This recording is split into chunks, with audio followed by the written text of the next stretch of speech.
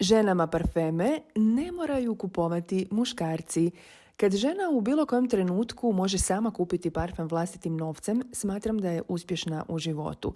Naravno da je lijepo kad parfem ili toaletnu vodu dobijemo za poklon, ali osobno to ne volim jer ljudi ne znaju što mi se sviđa osim ako me pitaju.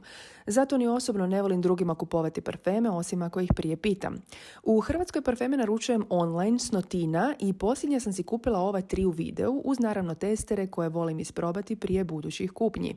Ljubav prema parfemima stekla sam živeći godinu dana u Londonu 1998. godine dok mi je bilo 19 godina kad sam shvatila da je Englezima kultura mirisa jednako važna kao i kultura opće higijene.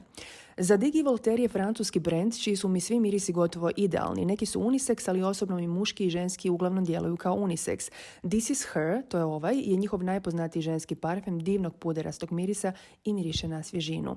Ovaj parfem koji sad gledate je Girls Can Be Crazy. Nosim ga sa sportskim i casual outfitima i tijekom tijelovježbe nakon što sam potrošila meni najdraži unisex Calvin Klein One. I željela sam još isprobati ovaj novi Hugo Boss, fino slatkast i osobno mi spada u kategoriju najslađih, zajedno s eskadom Magnetism koju naprosto obožavam. Sljedeći na popisu za kupnju mi je Muglerov Alien.